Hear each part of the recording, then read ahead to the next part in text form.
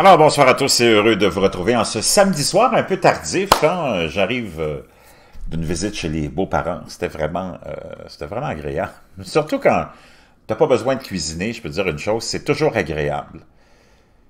On est le samedi 13 juin 2020, 22h14 heure du Québec. J'espère que vous allez bien. Je sais que les cousins français, les amis européens, vous autres, vous êtes déjà dans les bras de Morphée, mais ce sera demain que vous verrez cette petite publication, sans prétention, qui est un lien envoyé par un abonné vraiment intéressant, dans le sens où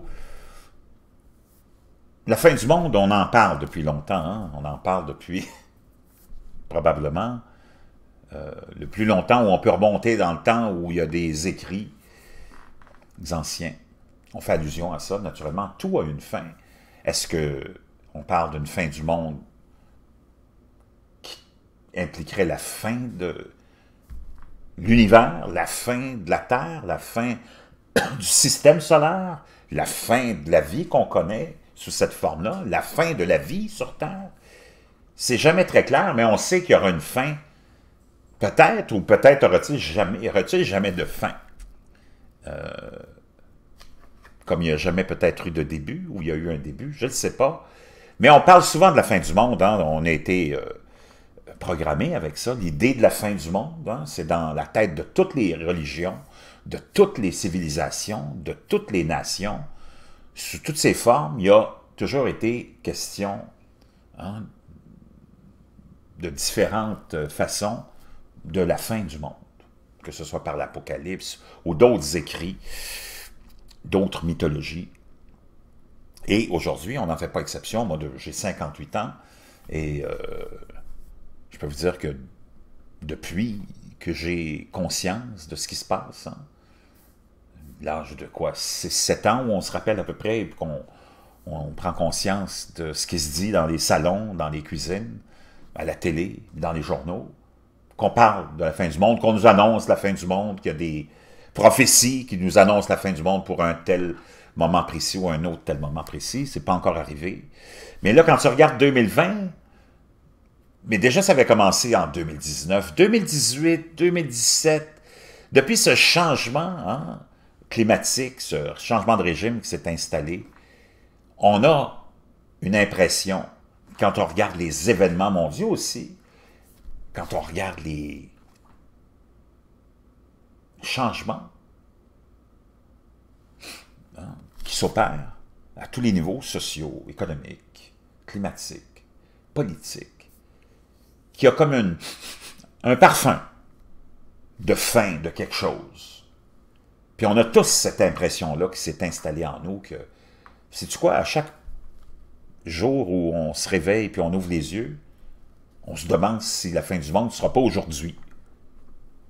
Parce qu'il y a beaucoup d'inquiétudes qui s'installent pour toutes les raisons dont je viens de vous faire mention. Et là, dans le lien qui m'a été envoyé par l'abonné, que je salue, qui va se reconnaître, je ne me rappelle pas du nom, laissez-moi aller voir son nom à cet abonné-là. C'est José, notre ami José, hein, qui nous envoie ce lien-là, vraiment, vraiment intéressant. Donc, merci à José pour ce lien. Ben, ça nous dit que la fin du monde serait programmée cette semaine, selon un nouveau calcul du calendrier Maya, peut-être. Et si le calendrier Maya qui annonçait la fin du monde le 21 décembre 2012 avait mal été interprété selon de nouveaux calculs, elle pourrait intervenir dès cette semaine ou lors de la semaine prochaine. Le village audois de Bogarac, ou Bogarache, redeviendra-t-il le centre du monde? Dans les prochains jours, selon la prophétie, c'est au sommet de ce pic situé dans les Corbières et dans certains sites du Mexique et du Guatemala que devront se trouver ceux qui veulent survivre à l'apocalypse annoncé par les Mayas. On se souvient que la fin du monde avait été programmée par les Mayas le 21 décembre 2012, déclenchant une hystérie totale et une transhumance inédite vers le village de Bogarac. pour rien finalement, puisque le 22 décembre 2012 ressemblait étrangement au monde d'avant, la découverte du Christ cosmique en plus. Mais le journal The Sun vient de jeter un pavé dans la mare en annonçant que sur Twitter, de nombreux comptes complotistes ont refait les calculs, et c'est sûr et certain, cette fois-ci, la fin du monde est proche. Elle serait même programmée autour de ce 21 juin 2020. Il faut dire que l'année 2020 est assez inédite jusqu'ici. Quant à affirmer que ce sera celle de l'apocalypse imaginée par les Mayas, seuls quelques-uns franchissent le pas. Ainsi, selon eux, la date du jugement dernier tenait compte du mauvais calendrier. Selon le calendrier julien basé sur le soleil, nous sommes techniquement en 2012, indique-t-il.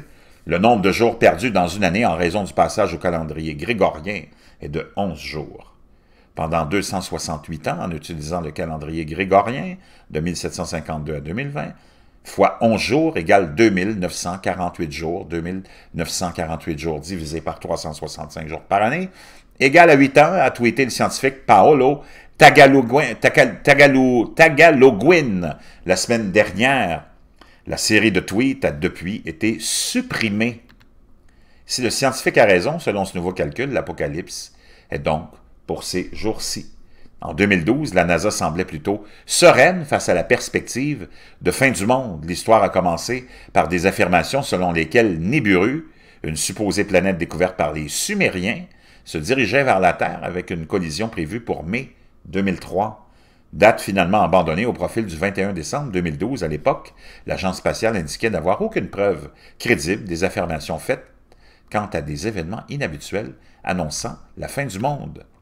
Ouf, nous dit l'Indépendant.